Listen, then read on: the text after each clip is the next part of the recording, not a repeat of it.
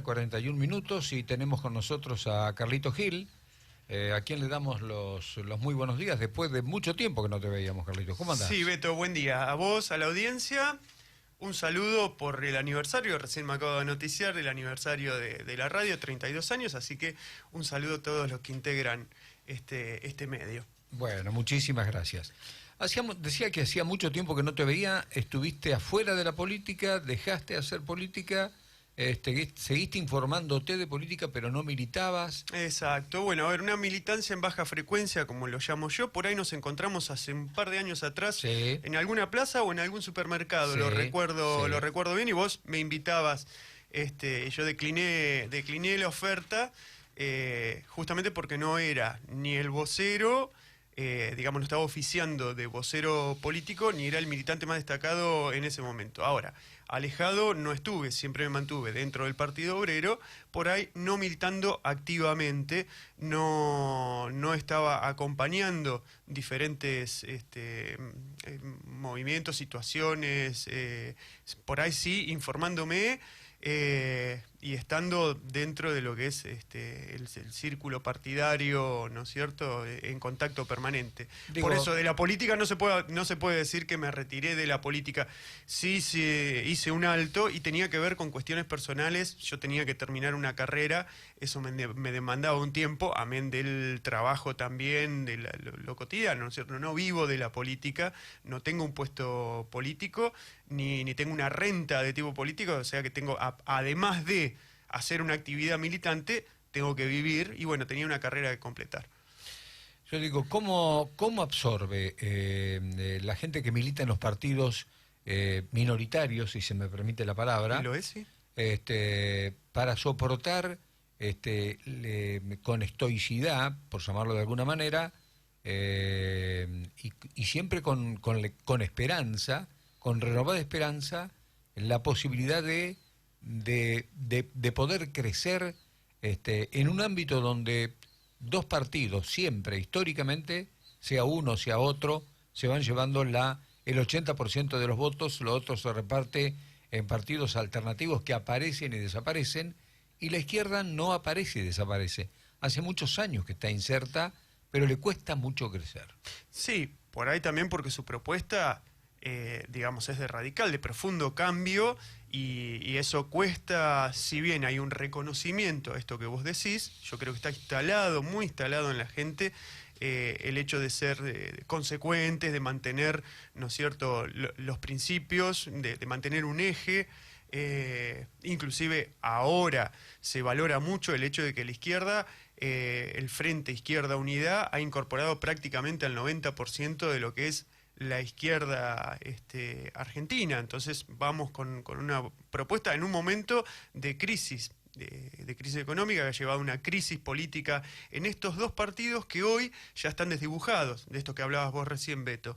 Hoy hay dos frentes electorales que sí polarizan, pero una polarización un tanto rara, porque ambas polarizaciones tienen al centro, en realidad polarizan, se disputan, ¿no es cierto?, los favores de una burguesía nacional, inclusive de los favores de los capitales, los grandes capitales financieros o industriales, para ver quién es el que lleva, quién es el que controla y efectúa los cambios en el país, y los dos tienden al centro.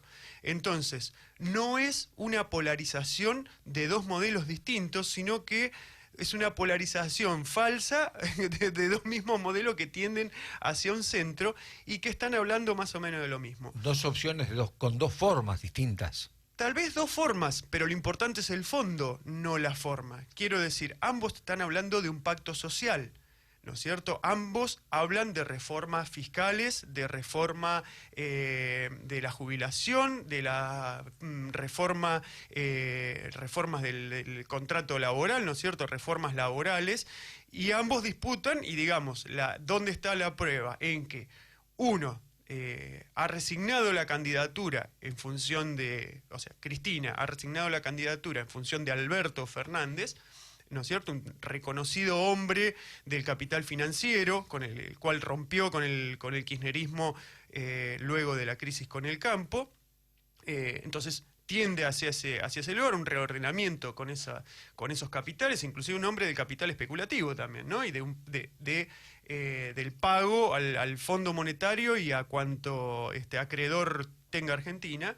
Y por el otro lado, Macri también incorporando a sus filas a Pichetto, también un reconocido hombre de los capitales, de los gobernadores, y ambos tienden a contener tanto a gobernadores, pero sobre todo también a mostrarse como la alternativa frente al capital, a los grandes capitales, como la alternativa de poder llevar adelante las reformas que están pidiendo esos mismos capitales para, en sus términos, ser rentable o viable a Argentina. ¿Cuáles son las reformas que podrían asustar al establishment, o que no terminan de...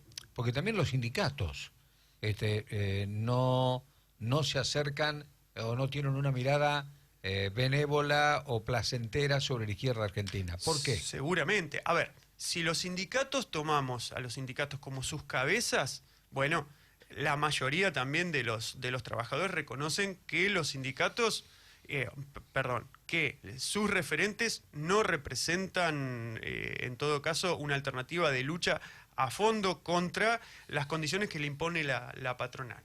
De todas maneras, se legitiman, y esto también es, materia de discusión y de análisis un poco más extenso que lo que abarca este programa o mi intervención acá, con unas elecciones muy, muy complicadas. Quiero decir, es más difícil... ser amañadas, si se quiere, ¿no? Está bien, pero quiero decir que la participación o la posibilidad de participar en una elección sindical es muchísimo más restrictiva que participar en una elección general como lo hacemos nosotros ahora, ¿sí? Presentarte a una elección sindical implica que la propia dirección del sindicato avale a una lista opositora, tienen todos los órganos de control para vetarlo. Es muy difícil, no solo eso, cuentan con la anuencia de la propia patronal, que cuando hay un díscolo, un disidente, un opositor que puede llegar a disputarle a la conducción del sindicato y aparte la representación, y esa representación sea un problema para la empresa, para el capital, que le plantee gastos que no está dispuesto a hacer, justamente denuncian unos a otros y terminan vetando a cualquier trabajador que ose disputar esa dirección. Por lo tanto, esa dirección sindical, no el sindicato como institución, el sindicato como institución es algo muy útil. Es lo que un cuchillo un cuchillo a un cirujano, en manos de un cirujano puede obrar milagros, en manos de un borracho puede hacer un desastre. Es un instrumento solamente el sindicato, en manos de quienes están haciendo un desastre y quienes se alían justamente en búsqueda de esos sindicatos que, si bien en la base de los trabajadores están ¿cómo es que se dice? Muy mal vistos, pero a la vez todavía tienen un aparato muy importante para inyectarlo a la política, dinero, avales que finalmente se los voltean, como el caso de Maricel Cide, pero digamos, no es poca cosa traer todo ese aparato a uno u otro terreno, a otro terreno político. Pero digo, ¿qué le ha faltado a la izquierda para poder perforar esa porosidad que en algún momento tienen los sindicatos? Estos defectos naturales de los cuales vos estás hablando. ¿La izquierda argentina tiene un discurso incendiario? Se la muestra con un discurso incendiario y en algún punto, ¿no es cierto?, romper con el orden existente, ¿no es cierto?, y plantear reformas de fondo que implicarían, o sea, si estamos hablando hoy de romper con el Fondo Monetario Internacional y no pagar la deuda, es absolutamente disruptivo, está fuera de lo que permanentemente, inculcan a los trabajadores y a la clase trabajadora a permanecer en esa senda, ¿no es cierto? Esto es imposible. Eso obviamente hace mella, penetra en la conciencia de los trabajadores y dicen, no, esto es algo imposible. O sea, hablar de este rompimiento implica costos altísimos. Por lo tanto, aceptan en cierta forma esto. Y nosotros decimos, mire, los costos los están pagando. ¿A cuotas, pero ese costo lo están pagando de otra manera. O sea, no romper con el fondo implica la miseria social que estamos pasando hoy, implica ajustarse y de alguna manera condicionar el futuro inmediato. Los candidatos que se presentan hoy en esta polarización han pactado con los 10 puntos que en algún momento propuso Macri, pero son los 10 puntos del Fondo Monetario Internacional, y eso va a condicionar el resto de de todas las actividades, inclusive cotidianas, porque va a haber si ya hay un ajuste, pues va a haber un ajuste mucho más brutal que va a impactar inclusive en la política local. Y uno a veces lo mira como que, bueno, esas son cosas nacionales que no llegan a la barría. Entonces, quien no rompa con el fondo, quien no tenga un programa, digamos, para no estar permanentemente atado... ¿Ustedes qué proponen? ¿Vivir con lo nuestro? A ver, nosotros proponemos... cerrar. No sé si es un vivir con lo nuestro, Porque eso fracasó. En el gobierno de Cristina Kirchner, eso fracasó. Sí, pero fue un pagador serial de la deuda, y jactándose de haber pagado peso sobre peso o dólar sobre dólar 200.000 millones de dólares a los acreedores internacionales. Deuda que fue, como en este caso en el gobierno de Macri, digamos, tomada sin haber sido consultada y sin saber exactamente, o en todo caso, para permitir la especulación financiera y la fuga de capitales. Entonces, los trabajadores de ayer, de hoy y de mañana, con este programa, ¿no es cierto?, de no romper con el fondo, están condicionados a pagar deudas que toman gobiernos que, digamos, no le ha sido para el pueblo trabajador de ningún beneficio. O sea, mañana o después de las elecciones, depende quién gane, estamos condicionados, gane quien gane, vamos a estar condicionados a pagar una deuda que todos repudiamos. ¿Cómo ubicarías vos hoy en el mundo a la izquierda argentina? ¿Está en consonancia con la izquierda española, con la izquierda francesa? ¿Está cerca de la socialdemocracia? ¿Está muy lejos? Está muy lejos de la socialdemocracia, de la izquierda española y de la izquierda francesa. De hecho, en realidad no es que la izquierda argentina está lejos de la española y de la francesa. La izquierda francesa se ha alejado tanto de los trabajadores, que hoy son los chalecos amarillos los que lideran una movilización popular prácticamente en contra de la izquierda, de lo que la izquierda francesa recomienda. O en todo caso intenta cooptar ese movimiento para contenerlo. Carlitos, ¿el mundo ha cambiado tanto que la izquierda también tendría que cambiar su óptica?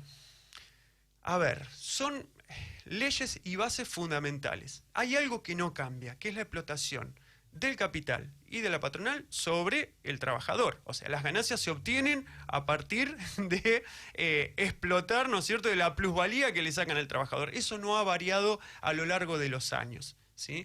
Posiblemente la forma en hacer comprender, la forma de hacer docencia y de explicarle al trabajador, posiblemente en eso debemos ayornarnos, ¿bien? En las formas de llegar, no en lo que se debe hacer. No en el fondo, sino en el mensaje. En el mensaje, en la forma en que se da el mensaje, en la forma en que se trae y se concita la atención de una parte sustancial de los trabajadores.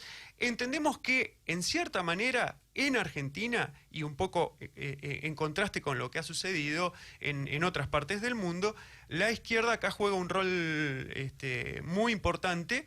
No ha bajado las banderas, mantiene la misma postura frente a otra izquierda europea, inclusive latinoamericana, que ha dejado de lado, ya no habla de rompimiento, por ejemplo, con el fondo, ya no habla, ¿no es cierto?, ya no se opone inclusive a las reformas laborales, y en Argentina está haciendo escuela con un frente de izquierda que de a poco se abre paso en un contexto electoral, en este momento que estamos hablando de elecciones, en donde juega en un terreno que no es propio.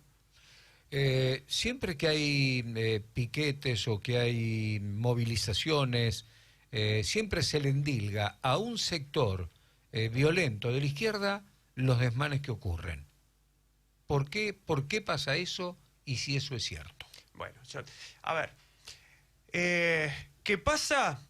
Pasa, quiero decir, puede haber desmanes, pero no es responsabilidad de la izquierda. Hay una izquierda organizada que cumple con una actividad de movilización, digamos, necesaria y pedida por las mismas bases, por los mismos trabajadores. De hecho, los últimos paros prácticamente se han garantizado gracias a el piquete que es histórico, el piquete, ¿no es cierto?, para poder garantizar una huelga, porque la presión de la patronal es muy fuerte y puede, o sea, sobre el individuo trabajador pesa mucho más una patronal que inclusive sindicatos que hasta le esquivan a la huelga y buscan la forma de hacer cumplir algo, un paro matero. Frente a esto está el piquete en puerta de fábrica, que inclusive acá sindicatos lo han realizado sin ser sindicatos de izquierda, quiero decir, y sin estar dirigidos por compañeros de izquierda, pero una forma de garantizarlo es este piquete. Después, que haya, ¿cómo fue que lo dijiste? Que se le endilga a la izquierda casi siempre actos violentos. Bueno, se le endilga a la izquierda actos violentos, pero no lo han podido probar fehacientemente. Digamos, también hay una provocación de parte de la policía permanentemente para lograr algún tipo de reacción en los manifestantes. Si eso fuera cierto, sí. No ayuda a la izquierda. Está bien, pero creo que, a ver, voy a traer a la memoria algo, ¿sí? Y voy a traer a la memoria algo en este momento muy particular. En el año 2010, 2011, no recuerdo muy bien el año, hubo un incendio de vagones en una estación en el ramal Sarmiento, si mal no recuerdo, plena época kirchnerista. Alberto Fernández, junto con un fiscal que hoy repudia el kirchnerismo, salieron en cadena nacional acusando al Partido Obrero de ser los responsables de incendiar un tren en el ramal Sarmiento. En realidad lo que había sucedido era que los pasajeros, producto de las demoras, de las malas condiciones de viaje, se habían manifestado, pero el incendio había sido anterior, quiero decir, la misma formación había tomado fuego por el desastroso mantenimiento que tenía, y para tapar esa situación intentaron una falsa acusación, digamos, en rueda de medios, con el secretario de gabinete, el jefe de gabinete en ese momento, Aníbal Fernández, está bien, con Stornelli,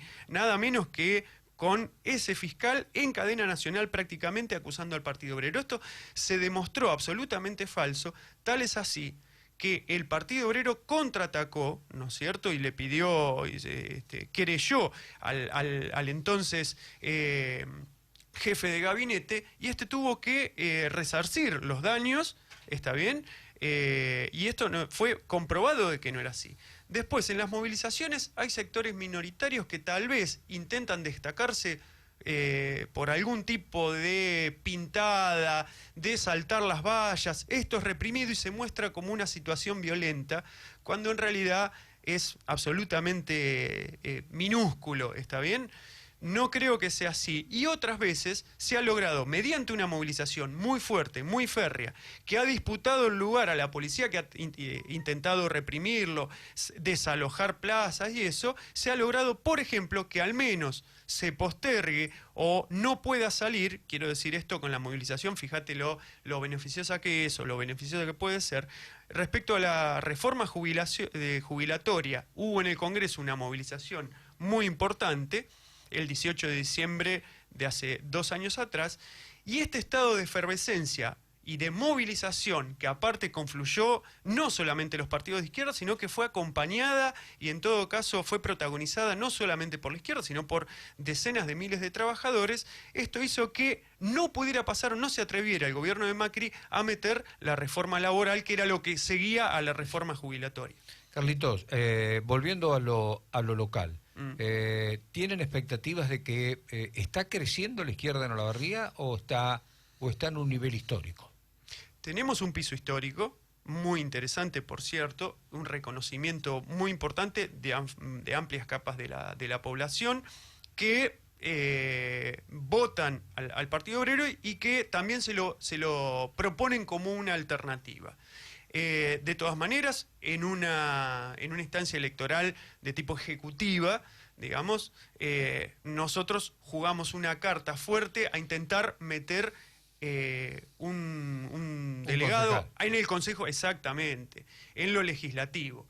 Y también, digamos, esto hay que decirlo, en un momento en donde el movimiento de la mujer ha copado las calles y, digamos, tiene una relevancia muy importante, llevamos como candidata a intendente, o mejor dicho, llevamos al cargo de intendente a la única candidata mujer en el primerísimo lugar, ¿no es cierto?, en un rol ganado absolutamente en la lucha y en la dirección, o en parte de la dirección de ese gran movimiento, a Jessica Almeida, que es una representante. Están buscando los votos verdes. A ver, exactamente, no le esquivamos a esto, y quienes más se han movilizado, la mujer, tienen el lugar destacado que se merecen. O sea, hacemos honor a esa gran movilización. Sí, a ese compromiso que ustedes tomaron. Totalmente, y lo ponemos en ese lugar relevante, ¿sí? En el primer lugar de la lista tiene que estar una representante de las mujeres, porque por derecho se lo han ganado. Carlitos, la última pregunta. ¿Qué pasó con Altamira y, bueno, y por qué es candidato del Caño? Bueno, es candidato del Caño porque ganaron las internas en las PASO del 2015. Sobre esa base, 4 años después, bueno, también pasaron las legislativas hace 2 años, digamos, había que formar un acuerdo. La disyuntiva es: vamos a unas PASO mientras el resto de los partidos acomoda sus listas sin tratar de ir a una interna que es desgastante, que cuesta mucho dinero, y nosotros somos partidos chicos, digamos, sin una espalda financiera importante.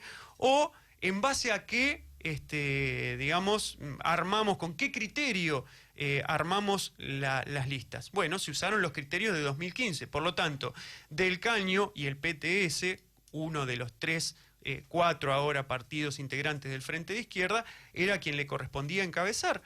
Y perfectamente, digamos, cedimos o dejamos ese lugar en manos de esta fuerza política. Nosotros también tenemos representantes muy importantes, quiero decir, de vicepresidenta va Romina del Pla, Néstor Pitrola, de primer diputado por la provincia de Buenos Aires. Entonces se ordenó la lista en función de los resultados de 2015. Esto no tiene nada que ver con Altamira, que es una cuestión interna. Interna. Exacto. ¿De qué se lo acusa? No se lo acusa de ninguna manera, ¿no? ¿Cómo lo vamos a acusar? No, porque hoy circuló que había una acusación. Sí. A ver, hay todo un conflicto interno dentro del partido. Tal vez no es el mejor lugar para exponerlo acá ni con el tiempo justo. Lo que sí fue votado, y de hecho yo fui miembro al Congreso, al 26º Congreso del partido, que se desarrolló en Semana Santa. Y las propuestas que tenía Altamira y su caracterización de la situación política no respondían a lo que la mayoría de ese Congreso, compuesto por cientos de delegados, más de 300 delegados, entendían como lo correcto, lo actual, y, digamos, fue desestimado su caracterización y sus planteos. Y fue votado, o mejor dicho, fue corrido de la dirección central del Partido Obrero, pero por una votación mayoritaria de congresales, digamos, con un peso específico propio importante, muy superior por ahí al que tengo yo, en donde yo también participé, y fue votado como dentro de la dirección partidaria, pero por ahí no en el lugar relevante que supo tener. Durante muchos años fue el compañero, digamos, la cabeza y el vocero principal del Partido Obrero. En esta oportunidad no se lo votó. Eso generó resquemores, y decide, digamos, o también acusa él de que en todo caso se lo proscribe, perdón. ¿Pero no hay una cuestión dolosa en el medio con Altamira? ¿Dolosa? ¿Dolosa de dinero? No. Esa no es lo central, no es lo que votó después. Hay en redes y hay en medios, yo estoy contando lo oficial y de lo cual fui parte. Lo orgánico. Lo orgánico, sí. Y lo que, como miembro activo del partido, yo presencié en un congreso absolutamente democrático, en donde a mano alzada votamos digamos, las diferentes, o sea, la composición del comité central, o sea, de la dirección partidaria máxima, y en donde Altamira estaba, nada más que no en el rol fundamental, fue, digamos, la votación terminó siendo, él quedó como suplente, ¿está? Esto puede haber molestado a Altamira, pero, digamos, de ser orgánico tiene que acatar lo que el partido y el Congreso votó. Bueno, no sé si va a ganar las elecciones o va a ser un muy buen papel. Sí sé que defiende con alma y vida sus ideas, sus creencias, Convicciones. tus convicciones, y eso tiene un mérito. Así que muchas gracias por haber venido. No, Beto, por favor, gracias a ustedes por haberme invitado. No, por favor, siempre sos bienvenido. Muchas gracias. No, gracias a ustedes.